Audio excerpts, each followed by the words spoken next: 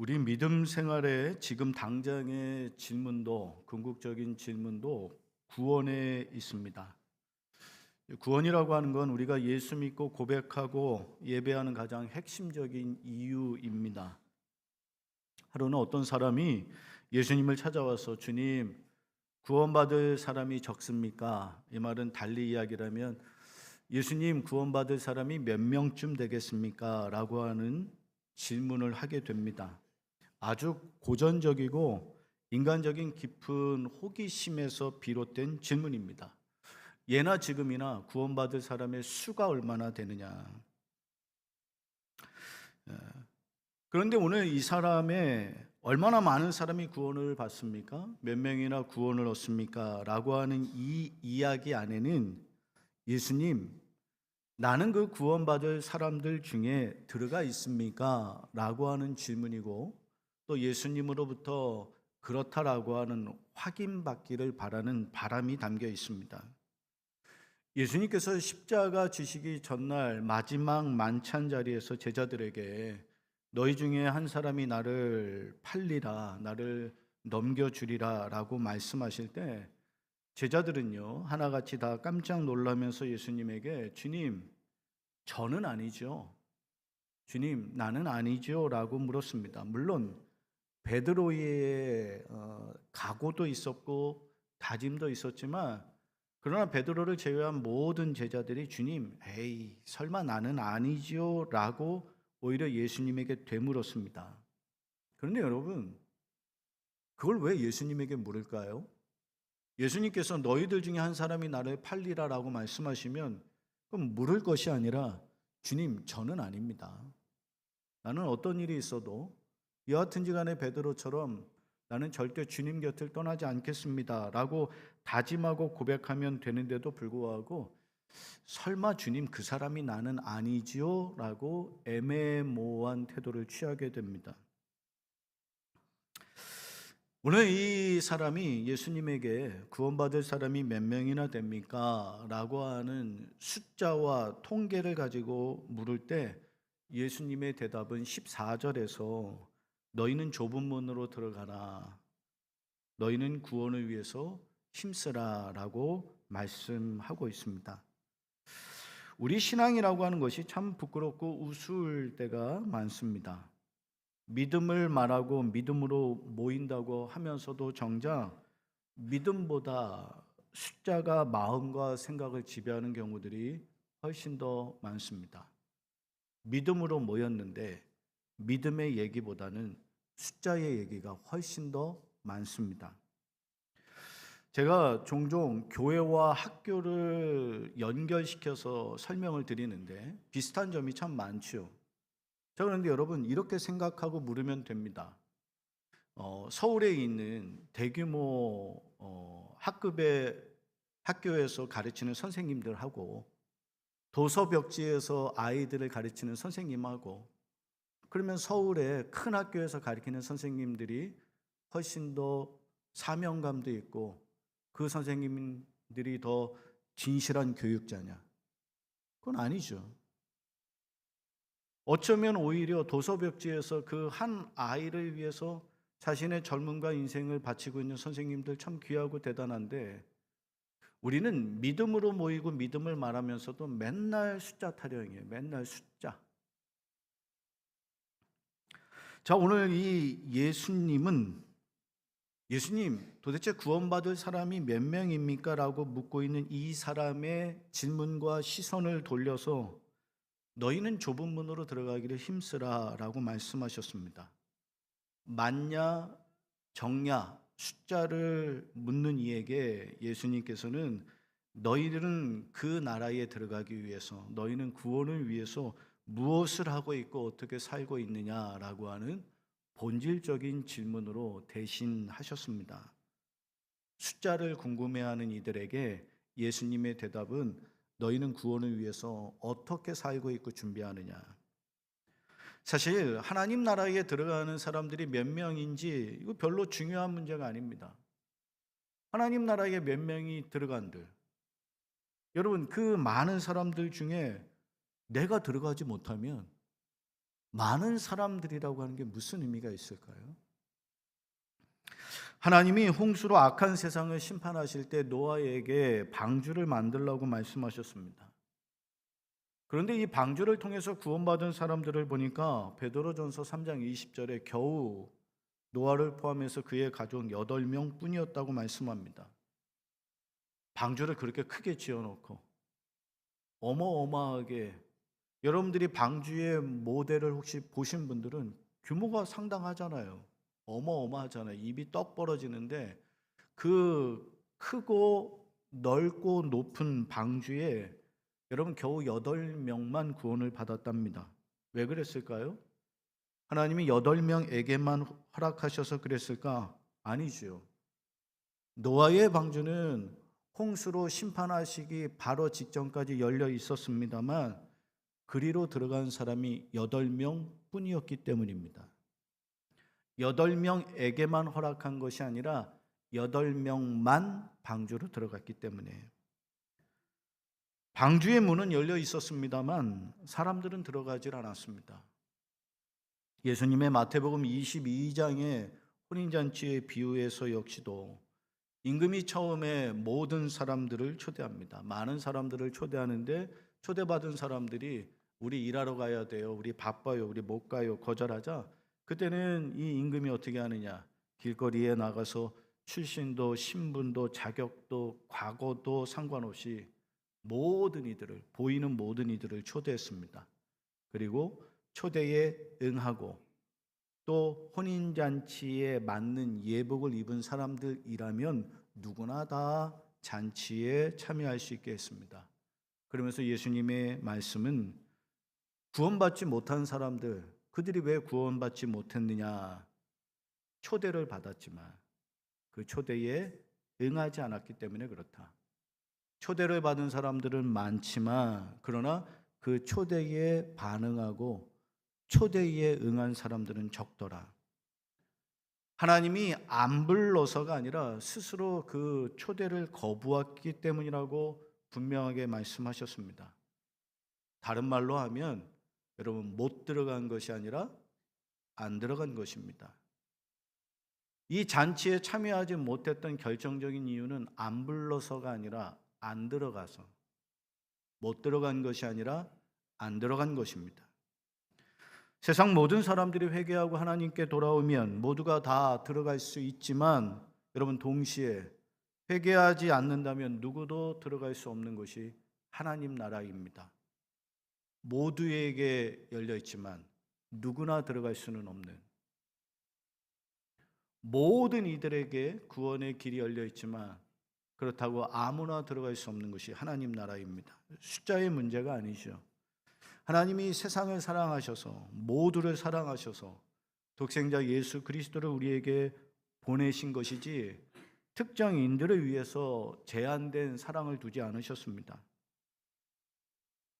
아무리 많은 사람들이, 아무리 많은 무리가 영광스러운 하나님 나라에 들어가서 기쁨의 노래를 부른다고 한들 여러분, 정작 그 안에 내가 포함되지 못하고 누군가의 기쁨의 잔치를 구경만 해야 한다고 하면 그 기쁨이라고 하는 것이 우리에게 무슨 의미가 있겠습니까? 지나간 주에 북미 월드컵이 끝이 났습니다. 전 세계의 잔치요 축제라고 하는 월드컵이 끝났는데 우리 성도들에게 한번 물어봅시다. 여러분, 북중미 월드컵 우리에게도 잔치이고 축제였습니까? 우리에게 이게 막 화를 돋구고 스트레스를 만드는 일이 되어버렸죠. 누군가의 기쁨을 지켜만 보는 일, 굉장히 비극적이고 절망적인 일이에요. 오늘 말씀 속에서 구원과 관련되어서 우리가 생각해봐야 될 중요한 것들을 우리가 알게 되는데, 여러분, 먼저는 주님 앞에서와 주님과 함께하는 것의 차이입니다. 우리가 구원과 관련돼서 정말로 중요하게 체크해봐야 될 것이 주님 앞에서와 주님과 함께의 차이. 자, 25절입니다. 닫힌 구원의 문을 두드리면서 제발 열어달라고 호소합니다. 지금 구원의 문이 닫혀버렸어요. 근데 이들이 와서 막 문을 두드리면서 제발 열어달라고. 그런데 안에서 들려오는 대답은 나는 너희를 모른다라고 하는 답변이었습니다. 이 사람들이 억울합니다. 무슨 소리냐고. 우리 억울하다고. 아니 생각해봐라. 왜 나를 모르냐. 26절에 우리는 주님 앞에서 먹고 마셨고 주님은 길거리에서 우리를 가르치셨습니다. 길거리라고 하는 건 내가 사는 삶의 바운다리잖아요. 우리의 삶의 터전과 영역. 우리 일상 속에서 주님이 늘 함께 하셔서 우리를 가르치셨는데 우리 일상 속에서 늘 만나고 함께 하지 않았습니까? 그런데도 이런데도 주님 저를 모르시겠습니까? 라고 따져 물었습니다. 내가 주님 앞에서 같이 먹었고 주님이 우리의 삶 속에서 우리의 일상 속에서 가르쳐 주셨는데 그래도 저를 모르시겠습니까? 이 사람들 주님을 모르는 불신자들이 아닙니다. 주님 앞에 있었던 사람입니다. 그러나 정작 이 사람들 주님 앞에는 서 있었지만 주님과 함께 하지는 않았습니다. 예배당 안에는 있었습니다만 그러나 그들 속에 주님은 없었습니다. 매일 매 순간 말씀을 들었습니다만 말씀이 삶 속에 있질 않았습니다. 그래서 오늘 주님은 그들을 향해서 나는 너희를 모른다. 심지어는 뭐라고 말씀하시느냐? 악을 행하는 자들아. 여러분 악을 행하는 자들은 믿지 않는 자들의 동의어이거든요.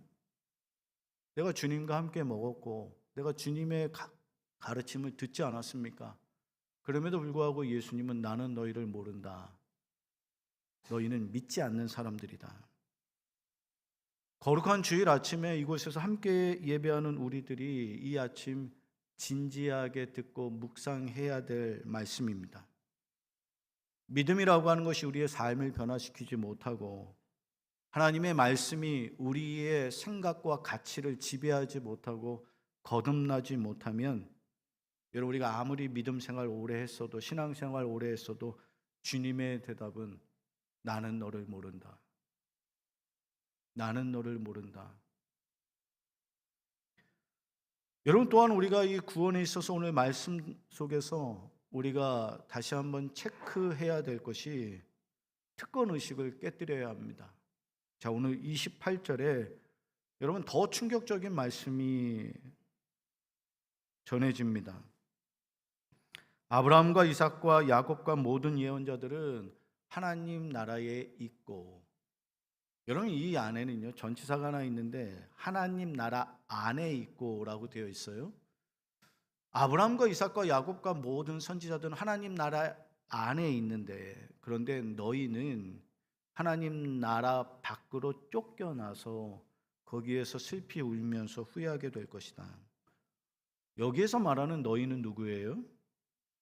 하나님에게 선택받았다라고 하는 하나님의 선민이라고 스스로 자부하던 이스라엘 민족들이고 유대인들입니다. 이 사람들에게 아브라함과 이삭과 야곱은 자랑스러운 조상들입니다. 그래서 이 유대인들은요, 우리는 아브라함의 후손이야. 우리 아브라함의 혈통이고 자손이야. 여러분 이 사실 하나만 가지고도 하나님 나라의 유업을 이을 상속자라고 생각했습니다. 우리가 아브라함의 자손이니까 우리는 하나님 나라에 들어갈 수 있어. 우리는 하나님 나라의 주인공들이야 라고 하는 생각을 가지고 있었습니다. 왜? 아브라함의 혈통들이니까, 아브라함의 자손들이니까.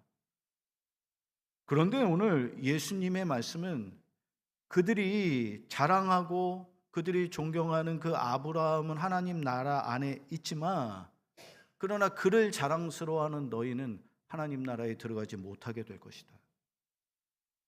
나는 하나님 나라의 당연한 상속자라고 생각을 했고 그 당연한 생각이 아브라함의 후손이고 아브라함의 혈통이기 때문에 당연하다. 그런데 오늘 예수님께서 아니 너희가 생각하는 너희가 자랑하는 아브라함은 하나님 나라에 있지만 그러나 너희는 하나님 나라 밖에 있을 거야. 세례 요한도 누가복음 3장 8절에서요 같은 이야기를 합니다. 너희는 회개에 합당한 열매를 맺어라. 너희가 혹여나 속으로라도 우리가 아브라함의 후손이야, 혼잣말이라도 우리의 조상은 아브라함이야, 이렇게 말하지 말라. 내가 너희에게 말한다. 하나님은 이 돌들을 가지고도 아브라함의 자손들을 언제든지 얼마든지 만들어낼 수 있다.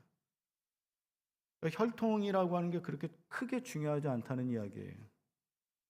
하나님 뜻대로 살지도 않으면서, 회개하지도 않으면서, 변화되고 거듭나지도 않으면서 나는 모태신앙입니다. 근데 오늘 예수님의 대답은 그래서 어쩌라고? 예수님, 나 모태신앙인데요? 그래서 어쩌라고? 예수님, 나 목사의 아들인데요? 예수님, 나 장로의 딸인데요? 오늘 예수님의 대답은 그래서 어쩌라고? 아무 의미 없고 자랑할 게 아니라는 얘기예요. 그래서 목사의 아들인데, 장로의 딸인데, 그런데 교회도 안 다니는데, 예수도 안 믿는데 그게 무슨 의미가 있느냐? 그리고는 29절에서 충격적인 선언들이 이어집니다. 동서남북 사방에서 사람들이 와서 하나님 나라 잔치에 참여하게 될 것이다. 동서남북 사방에서, 여러분, 유대인들이 무시하는 이방인들이 하나님 나라 잔치에 참여한답니다. 유대인들이 생각할 때 이들은요, 하나님 나라에 초대도 받지 못하는 사람들인데 이 사람들이 자신들을 대신해서 하나님 나라 잔치에 참여한다. 마태복음 21장 43절에서는요 더 구체적으로 이야기를 합니다. 하나님께서 너희에게서 하나님 나라를 빼앗아서 열매를 맺는 민족에게 주실 것이다. 하나님을 부르기만 하지 하나님을 믿지도 않는 너희에게서 하나님 나라를 빼앗아서 열매를 맺는 민족. 여러분, 여기에 유대 민족도 이방 민족도 아닌 회개에 합당한 열매를 맺는 그들에게 하나님 나라를 주시리라 말씀하고 있습니다. 우리가 하나님을 믿게 된 것은 은혜이죠. 은혜입니다. 여러분, 나 같은 죄인을 살리신 주님의 귀한 은혜입니다. 할렐루야. 우리가 예수 믿는 것 은혜예요, 은혜. 그런데 여러분, 그 하나님이 우리에게 주신 이 구원의 은혜가 특권이 되는 순간, 구원받은 은혜가 특권이 되는 순간 우리의 모든 이 생의 자랑은, 세상의 자랑은 한순간에 모래성이 될 것입니다. 하나님이 우리에게 맡겨주신 것 겸손히 받들어서 열심히 성실히 최선을 다해서 헌신하고 수고하고 영광 올려드리면 그것이 우리에게 축복으로 돌아오겠지만, 하나님 앞에서 우리가 주신 은혜가 특권이 되어버리면 우리가 자랑하던 모든 것들은 한순간에 모래 위에 지은 성이 되어버리는 것입니다. 오늘 예수님은 구원을 사모하는 이들을 향해서 좁은 문으로 들어가기를 힘쓰라, 좁은 문으로 들어가기 위해 노력하라고 말씀하십니다. 좁은 문입니다. 자, 여러분, 좁은 문 중에 여러분들의 관심, 여러분들의 고백, 여러분들의 강조점은 좁은 것에 있습니까? 문에 있습니까? 많은 사람들이 구원의 좁은 문을 이야기하면 좁다라고 하는 것에 이미 마음이 불편해져 버립니다. 근데 여러분, 좁은 문이에요, 문. 문을 통해서 들어갈 수 있는 거죠. 예수님께서 구원을 벽이라고 말씀하지 않은 것을 여러분 은혜로 고백할 수 있게 되기를 축원합니다. 좁은 벽, 두꺼운 벽이 아닙니다. 문입니다. 벽이라면 들어갈 수 없어요. 할 수 없어요. 그러나 문입니다. 얼마든지 들어갈 수 있어요. 근데 우리의 관심과 우리의 시선은 늘 어디를 향해 있느냐? 좁다. 왜 좁게 만들어 놓고는 말이야. 그런데 여러분, 이 좁다라고 하는 것도 물리적인 크기가 아닙니다. 심리적인 거예요. 신앙적인 것입니다. 여러분, 얼만큼 가지면 많이 갖는다고 이야기를 하고 얼만큼 부족하면 부족하다고 이야기를 할까요? 이것은 객관화되고 계량화된 것이라기보다는 심리적인 것들이 많죠. 여기에 좁은 문이라고 하는 것도 역시 신앙적인 것입니다. 버리고 포기해야 될 것들을 그렇게 하지 않고 바리바리 다 싸들고 들어가려고 하니 여러분 좁을 수밖에 없죠. 버리고 비우고 우리가 영적으로 좀 그 마음이 좀 슬림해지면 얼마든지 수월하게 들어갈 수 있는데 주님이 우리에게 버리라고 하셨던 거, 포기하라고 말씀하셨던 거, 그거 바리바리 다 싸들고 들어가려고 하니까 하지는 않으면서 힘들다고 어렵다고 좁다고 불평만 하고 살아가는 우리의 믿음의 모습을 고백하게 됩니다. 제 목양실에 다육이가 하나 있습니다.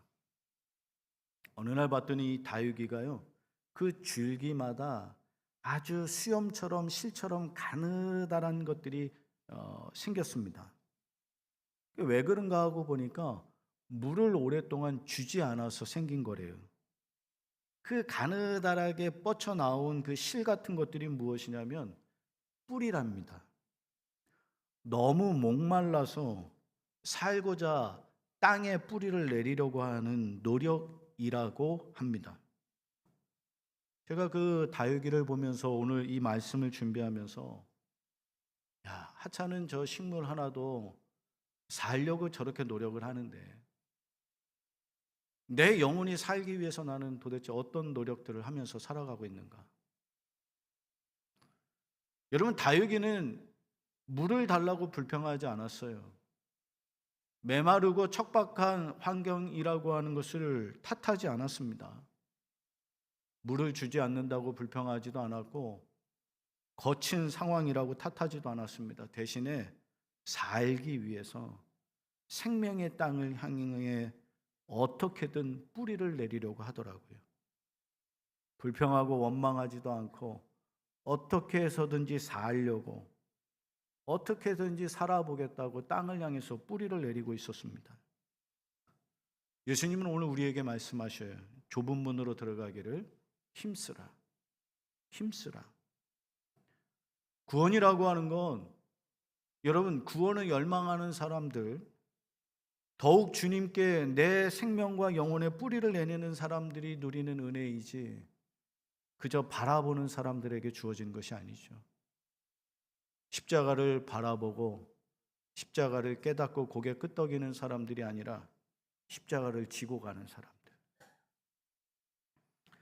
자, 오늘 결론처럼 30절에 이와 같이 말씀하십니다. 보라, 나중된 자로서 먼저 될 자도 있고 먼저 된 자들 중에 나중될 사람도 있다. 제가 어리고 젊은 시절에는요, 이 30절의 말씀이 참 많이 불편했습니다. 도대체 일찍 믿은 이유가 뭐야? 오래 믿은 이유가 뭐야? 근데 여러분 언제든지 이런 말씀을 읽을 때 불평하는 사람들은 왜 불평하느냐? 열심히 하지 않는 사람들이 불평해요.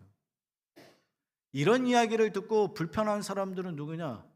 여러분 헌신적이고 성실하지 않은 사람들이 이런 말씀에 불편한 거예요. 자, 오늘 이 말씀을 다시 한번 읽어볼까요? 예수님의 말씀. 여러분 오해하지 마십시오. 나중된 자가 먼저 되고 먼저 된 자가 나중 된다 이렇게 말씀하지 않았어요. 나중된 자들 중에 먼저 될 자도 있고 먼저 된 자들 중에 나중될 자도 있다 이렇게 말씀하신 거죠. 무슨 얘기했습니까? 나중될 수도 있다고 하는 경고입니다. 내가 먼저 믿었지만 내가 믿음 안에서 살지 않고 은혜의 삶을 지속하지 않으면 언제든지 내가 나중될 수도 있다고 하는 경고이고요. 반대로 이제 믿기를 시작한 이들 중에 믿음이라고 하는 것이 뭐 연차 따지고 연급 따지고가 아니라 오늘 최선을 다해서 신실하게 하나님 붙들고 살면 먼저 될 수도 있다라고 하는 희망의 메시지란 말이에요. 뭔가 좀 게으르고 나사가 풀린 사람들에게는 경고의 말씀이고 뭔가 내가 열심히 하고 싶은데 내가 왜 이제야 예수를 믿었을까 안타까워하는 자들에게는 희망의 말씀이라고 해요. 신앙은 경력자를 찾는 게 아닙니다. 세상은 경력자를 우대하지만 신앙은 경력자를 찾는 게 아니에요. 오늘 당장, 지금 이 순간에 당신은 하나님과 함께 살아가고 있습니까? 경력자를 찾는 것이 아니라 지금 고백하는 사람, 그 사람이 하나님 나라에 들어갈 수 있다. 저는 오늘 이 말씀을 준비하면서 사실 제 자신이 가장 두렵습니다. 저는 목사입니다. 주님 앞에 가장 많이 서는 일을 하는 사람입니다. 그런데 오늘 성도들에게 말씀을 전하고 있는 것처럼 주님 앞에 선다고 하는 것과 주님과 함께 산다고 하는 그 차이를 말하는 저에게, 그 수많은 주님 앞에 서 있는 내가 정말로 주님과 함께 걸어가고 있는가? 제가 우리 성도들에게 지난 늦봄을 지나면서 우리 성도들에게 제가 신앙의 고백처럼 했던 이야기, 세상에 제가 병원을 모르겠습니까? 세상에 제가 환자를 모르겠습니까? 그런데 신방자로 가는 병원과 환자를 케어하면서 쫓아다녀야 되는 보호자는 전혀 다른 환경과 다른 사람, 다른 인생이더라고요. 주님 앞에 서야 됩니다를 외치고 있는 설교자로서의 목사가, 나는 그러면 주님과 함께 살고 있는 은혜의 사람인가? 하나님의 말씀을 전하는 설교자이지만, 그러나 하나님의 말씀을 전한다고 해서 내가 자동적으로 말씀의 사람인가? 그렇지는 않습니다. 오늘 제가 이 말씀을 여러분들이 하기 전에 먼저 제 자신에게 하는 질문입니다. 누구의 이야기가 아니라 우리의 이야기니까요. 너의 이야기가 아니라 나의 이야기니까. 오늘 예수님은 구원받은 사람이 적은지 많은지를 묻는 이에게 숫자로 답하지 아니하시고, 너는 지금 좁은 문으로 들어가고 있느냐? 몇 명이 구원을 받습니까? 라고 묻는 이에게 몇 명이라고 답하는 대신에 너는 구원을 관심하고 살아가고 있느냐? 너는 구원을 위해서 힘쓰고 있느냐라고 물으셨습니다. 자, 오늘 말씀을 이제 정리합니다.